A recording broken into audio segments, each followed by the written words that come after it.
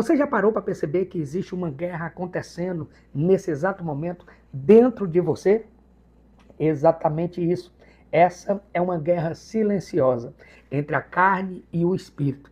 Enquanto a carne, ela deseja realizar a sua vontade, o espírito deseja realizar em você e em mim a vontade de Deus. Essa luta pode definir as nossas decisões, define também as nossas quedas e pode definir também as suas e as minhas vitórias. Paulo expressa muito bem essa luta em Gálatas capítulo 5, verso 17. E é sobre isso que nós vamos falar hoje, como vencer essa guerra interior e viver uma vida cheia e realmente guiada pelo Espírito Santo de Deus. Eu sou o pastor Anderson Costa e hoje nós vamos estudar a segunda aula do tema Batalha Espiritual. E o tema da nossa aula de hoje é carne versus espírito. E aí, quem vai vencer essa batalha? Quem vai vencer essa guerra dentro de você? Se você gosta desse conteúdo, se esse conteúdo fala ao teu coração, eu já te peço, deixa o teu like, compartilha essa mensagem e também faz o teu comentário, para que a plataforma entenda que essa mensagem é relevante e que ela pode alcançar mais pessoas. Ajuda essa palavra a chegar a muitos corações, porque eu tenho certeza que muita gente vai ser edificada. Então, sem mais delongas, eu quero que você entenda como funciona a batalha espiritual. Então, pega a tua Bíblia, abre em Gálatas capítulo 5, a partir do verso de número 16, Paulo vai começar a falar sobre essa batalha da carne contra o espírito, do espírito contra a carne. E aí já fica uma pergunta: quem você acha que vai vencer essa guerra? Quem você acha que está vencendo essa guerra dentro de você? Será que você sabe reconhecer isso? Será que você já percebeu quem está vencendo? Para perceber, é preciso analisar na palavra de Deus. A palavra de Deus tem a resposta de quem está ganhando, quem pode ganhar e como pode ganhar ou perder essa guerra. Paulo começa falando sobre essa batalha dizendo assim, verso 16 do capítulo 5 de Gálatas: digo, porém, isto, andai em espírito, e não cumprireis a concupiscência da carne. Paulo começa falando sobre esse tema, sobre essa grande batalha, e ele já começa dando a percepção dele acerca dessa batalha. E a percepção de Paulo é mais um conselho, uma ordem, um alerta para a igreja de Gálatas. Essa igreja precisava entender como deveria se comportar. Aí Paulo, no versículo 16, ele diz: andai em espírito. A batalha interior é uma luta contínua entre a carne e o espírito. Paulo nos ensina a maneira correta e eficaz de vencermos e conseguirmos andar no espírito. E ele começa falando mais abertamente sobre essa batalha a partir do verso 17, quando ele diz: porque a carne cobiça contra o espírito. Em algumas traduções diz: a carne milita contra o espírito. Ora, e o espírito contra a carne. E estes opõem-se um ao outro para que não façais o que quereis. Olha, como nós vamos compreender essa mensagem. Imagine você um ringue de boxe, onde dois atletas vão disputar um título muito precioso. Esse título, na nossa mensagem de hoje, é ser um verdadeiro cidadão do céu, como ser um cristão cheio e guiado pelo Espírito Santo. Então, no ringue sobe o lutador, o atleta conhecido como carne. E também sobe no ringue o atleta conhecido como espírito. E eles dois vão brigar entre si para ver quem é que vence. Essa briga está acontecendo dentro de nós. Todos os dias existe o atleta carne e o atleta espírito. E eles estão militando um contra o outro para ver quem é que vence. Essa palavra milita, ela é um verbo que indica uma guerra, uma resistência e um confronto direto. Meu querido, a carne e o espírito, eles não se unem. Eles não fazem as pazes. É uma guerra constante. É uma resistência constante. Ei, olha para mim, deixa eu te falar. A tua carne batalha todos os dias para te dizer que você deve estar longe de Deus. Ei, a tua carne todos os dias está dizendo: se abraça com o pecado, se abraça com a concupiscência, se abraça com os desejos da carne. mas o teu espírito todos os dias está militando e dizendo, Deus tem mais, o Senhor é melhor você ser fiel, vigiai e orai. Vamos se aprofundar um pouco. A carne aqui, nesse texto, que está militando contra o espírito, é a natureza humana caída, que busca satisfazer os seus desejos. Desejos esses que são egoístas, passageiros e são paixões contrárias à vontade de Deus. Ei, a carne sempre vai desejar um caminho bem longe de Deus. Já o Espírito aqui representa a nova vida que recebemos em Cristo. Uma vida conduzida pela graça, pela obediência e pelo amor de Deus. Deixa eu te dizer, tem algo em você que quer que você ande na linha com Jesus. Tem algo em você que quer que você ande debaixo da graça, cheio de obediência e de amor. Mas também tem algo em você e em mim que quer que a gente saia de perto de Jesus. Quer que a gente caia e abrace o pecado e saboreie o gosto das trevas. É por isso que Paulo, no capítulo 7 de Romanos, no versículo 8, ele usa a expressão porque eu sei que em mim, verso 18, perdão, eu sei que em mim, isto é, na minha carne, não habita bem algum. E, na verdade, o querer e o bem está em mim, mas eu não consigo praticar. Eu, às vezes, quero fazer o bem, mas não consigo. Paulo está falando justamente sobre uma vida vivendo esse grande conflito. Mas Paulo era um homem cheio do Espírito Santo, reconhecia essa luta interior. E você, está reconhecendo que existe essa luta? Ou você está negociando com a carne? Ou você está achando que está tudo bem? Ah, meu amado, existe um perigo tão grande em negociar com a carne. Existe um perigo tão grande em achar que está tudo bem. John Stott, ele vai dizer que a vida cristã é uma guerra constante entre dois princípios. O velho eu, que insiste em te dominar e te levar para longe de Deus, e o novo eu, que deseja agradar a Deus. Ei, meu irmão, quem está tendo mais força? É a velha criatura ou a nova criatura? Quando Paulo vai falar sobre uma vida nova, ele diz que nós já ressuscitamos com Cristo. Somos nova criatura. E agora, nenhuma condenação há para os que estão em Cristo Jesus. Isso significa que em Jesus você vai vencer a luta sobre a tua carne, que constantemente te tenta levar para o pecado. Porque o Espírito desperta em nós uma nova consciência.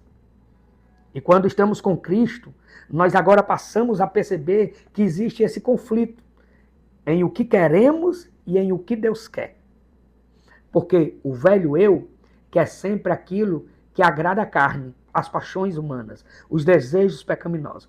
E o novo eu, a nova criatura, ela quer sempre estar submissa e debaixo da vontade de Deus. Por isso que o texto de Gálatas capítulo 5 vai continuar agora falando sobre as obras da carne. Olha o que o texto fala no capítulo 5, verso 18 e 19. No verso 18 diz, mas vós sois guiados pelo Espírito e não estáis mais debaixo da lei. Ele está falando da tua e da minha nova condição.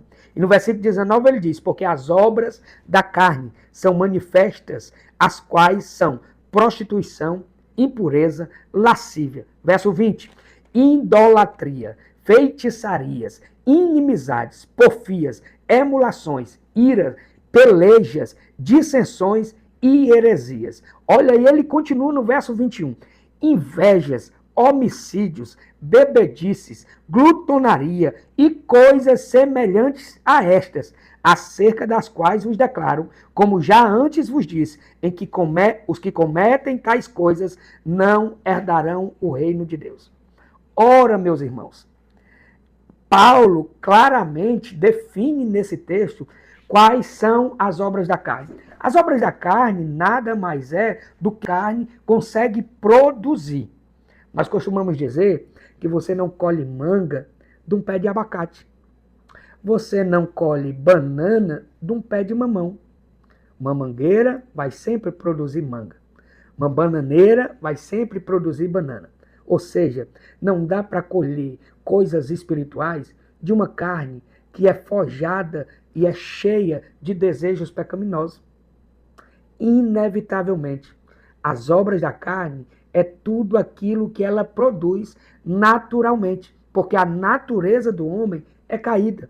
E o que é que ela produz, pastor?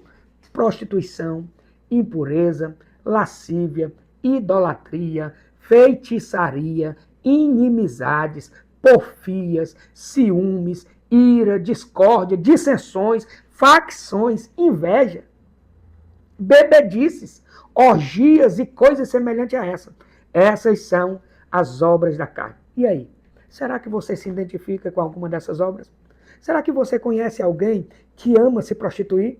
Será que você conhece alguém que é impuro, que é cheio de lascívia? Será que você conhece algum idólatra? Ei, a idolatria não é um sentimento de um desejo espiritual e santo de agradar a Deus. A idolatria é obra da carne. A feitiçaria é obra da carne. A inimizade, a briga, a contenda é obra da carne. O ciúme, minha irmã e meu irmão, é obra da carne. A desconfiança, aquele sentimento maldoso, é obra da carne. Uma pessoa que está cheia do Espírito, ele não pode ser idólatra, ele não pode ser avarento, ele não pode ser prostituto, ele não pode arder em ciúmes. Não, não, não. Uma pessoa cheia do Espírito, ela não pode ser invejosa. Existem algumas pessoas que estão dizendo, beba um pouquinho, se divirta um pouquinho, que isso é normal. Isso é obra da carne. Paulo está dizendo que bebedices é obra da carne.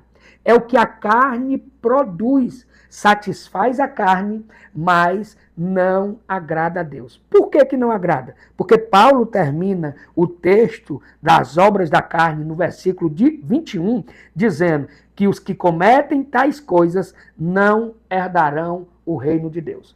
Pastor, o senhor está dizendo que quem pratica as obras da carne não vai para o céu? É isso que a Bíblia está dizendo. É isso que Paulo está dizendo. Por isso que existe essa guerra, porque a tua natureza pecaminosa não quer que você vá para o céu. E quem é que quer que você vá para o céu? Primeiro o Pai. O Filho pagou o preço por ti. E o Espírito é aquele que te liga ao Senhor. As obras da carne te distancia de Cristo, mas o fruto do Espírito te aproxima mais do Senhor. As obras da carne nascem quando nós damos liberdade à carne, quando nós alimentamos. E, pastor, qual é esse alimento perfeito para a carne? Egoísmo, orgulho, vaidade e todo tipo de pecado. Imagine você, uma pessoa que toma suplemento para aumentar a sua imunidade, a sua resistência, lhe dar mais força, mais vigor. Agora você imagine que as obras da carne, elas têm alguns suprimentos. Essas obras da carne são suplementações mundanas que desagradam a Deus, mas que fortalecem a tua carne. Quanto mais você se alimentar de pornografia, mais você vai estar cheio de obras da carne. Quanto mais você alimentar um desejo lascívio na sua vida, mais você vai estar cheio de obras da carne.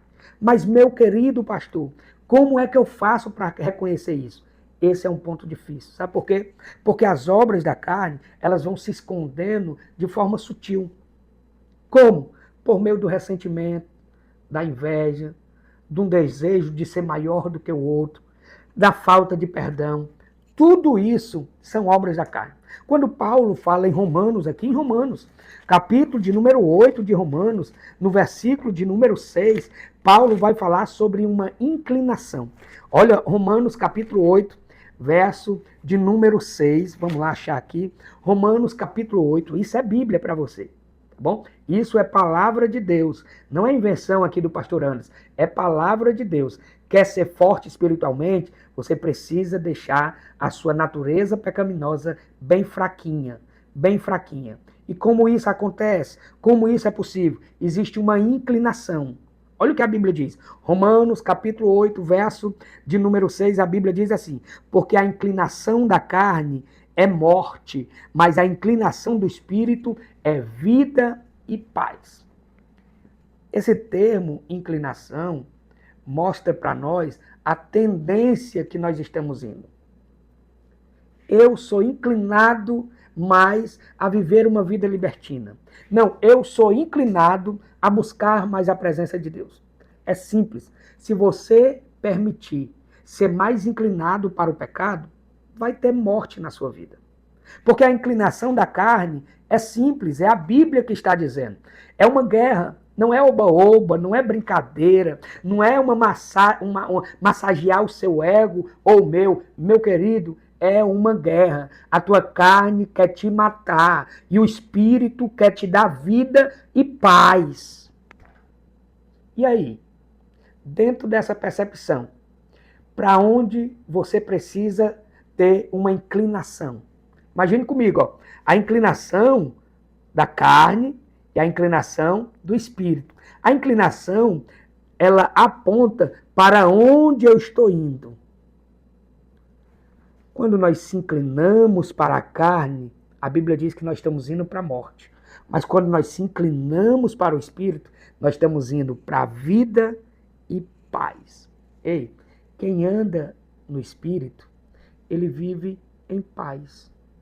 Embora esteja cheio de problemas e de dificuldades, mas ele tem uma vida de paz. Mas quem anda se inclinando para a carne, ele pode ter dinheiro, ele pode ter um nível intelectual alto, ele pode ser uma pessoa fora da curva em termos de negociação, de inteligência, mas se ele está pendendo para a carne, ele vai morrer. É isso que a Bíblia está dizendo. Você já viu que o maior sentido de uma guerra é eliminar a força do inimigo? É mostrar poder sobre o inimigo? É conquistar espaço? É justamente isso que acontece dentro de você. O Espírito Santo está querendo conquistar espaço. E a carne também está querendo conquistar espaço. E aí? Quem está vencendo? Nós falamos agora para você sobre as obras da carne. Agora eu quero falar para você sobre o fruto do Espírito. Olha só o que a Bíblia vai dizer. Ainda em Gálatas, capítulo de número 5. Vamos lá. Gálatas, capítulo de número 5. Verso de número 22. Vai começar a falar sobre o fruto do Espírito. É um contraste com as obras da carne.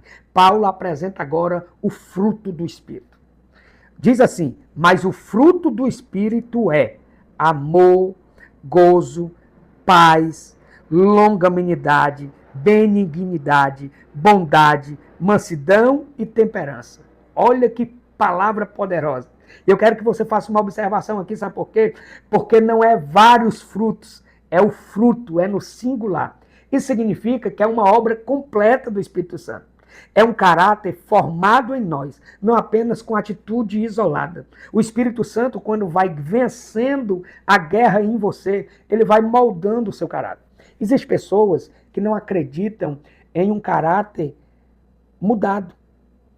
Talvez uma pessoa mau caráter, ele é cheio de coisas terríveis e assim ele é conhecido por causa das suas atitudes ruins, mas eu quero te dizer que todo e qualquer ser humano que se encontrar com Cristo e for transformado em uma nova criatura, ele recebe o Espírito Santo na sua vida e ele começa de forma natural produzir o fruto do Espírito.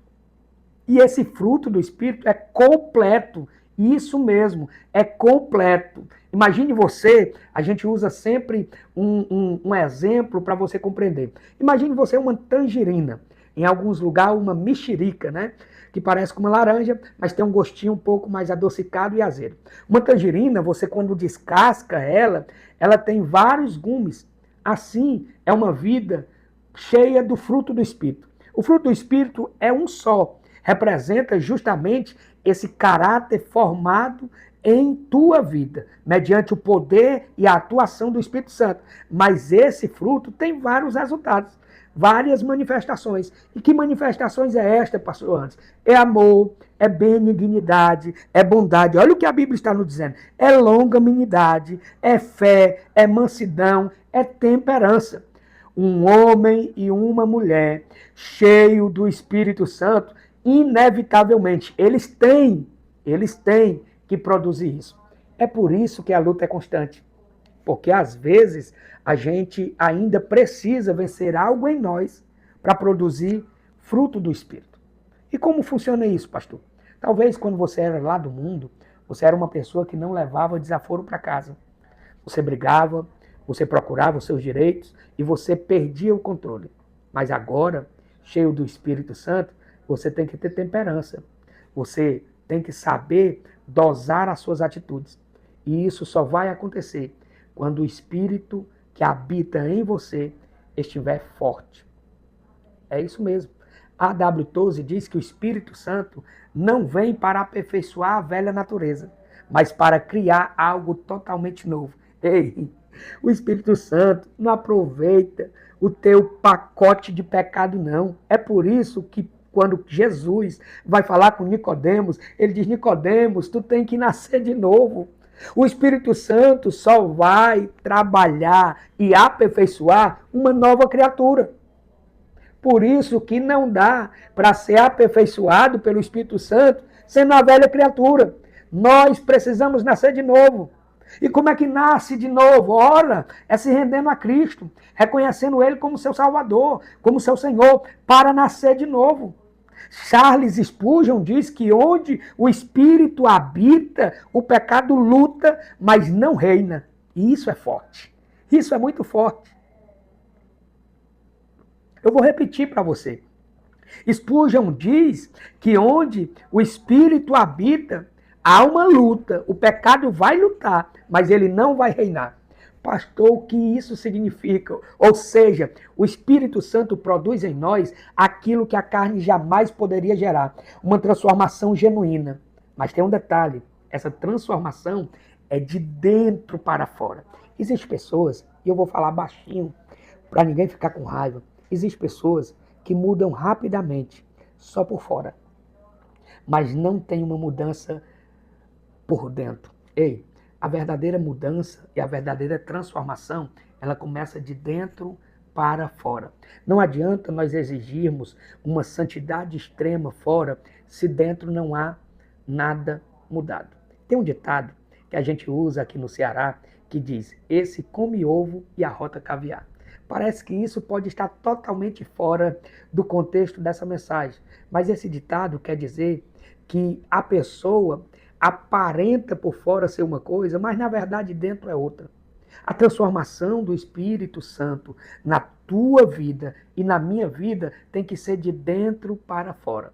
Não é uma experiência mística isolada. Não, não, não, não. Não é um transe que a pessoa está passando e sente como usar uma droga nova. Não, não, não. É uma caminhada diária de comunhão, de dependência e de entrega.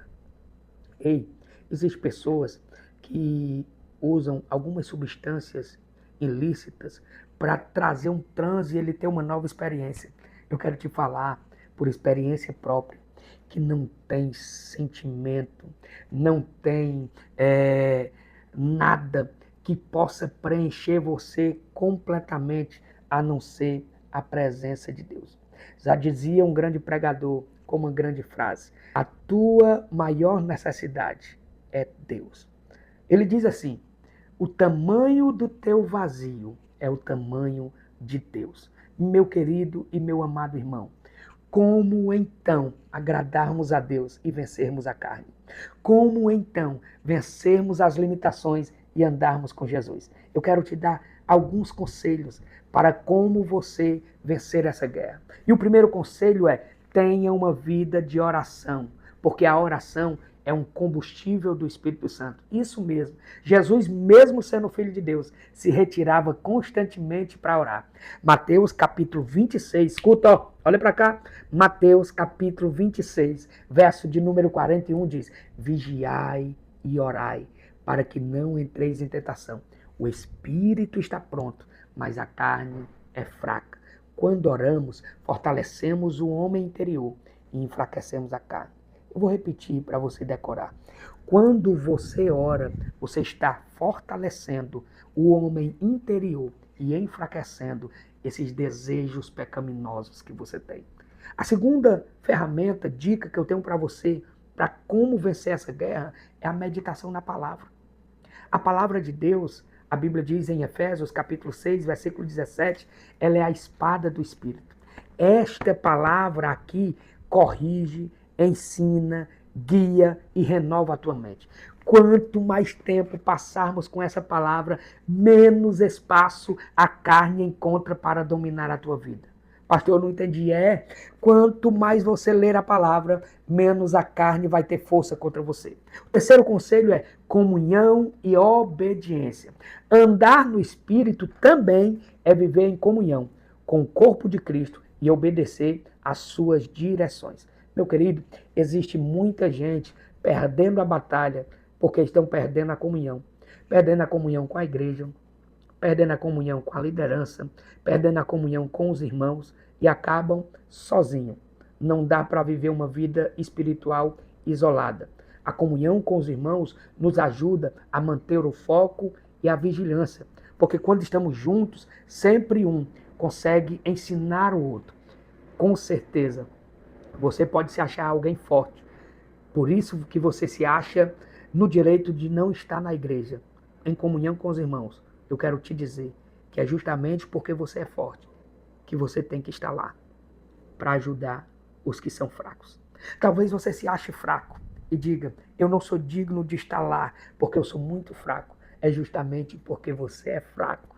Aleluia, aleluia. É justamente porque você é fraco que você tem que estar lá. Sabe por quê? Porque de lá Deus vai levantar alguém mais forte do que você para te ensinar em comunhão, para te ajudar, para orar por você. E o último passo que eu quero te dar é como vencer os desejos da carne. A carne vai sempre se levantar, mas você precisa estar cheio do Espírito Santo. Estar cheio do Espírito Santo é estar vazio de si mesmo.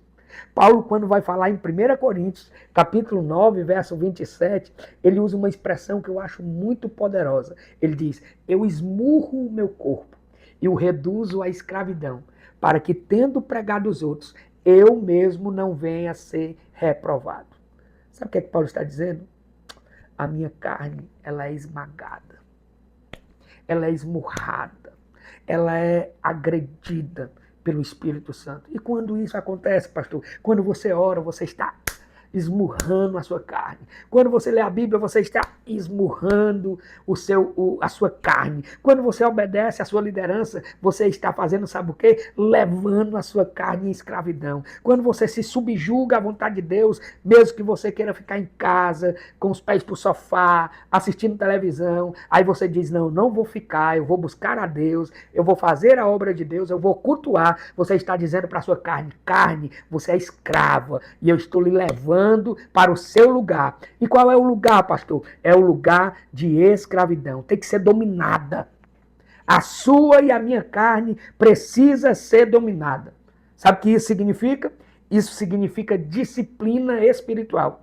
É decidir que todos os dias a tua natureza pecaminosa vai sofrer. Por quê, pastor? Porque você vai alimentar o novo homem. Você vai alimentar o homem interior.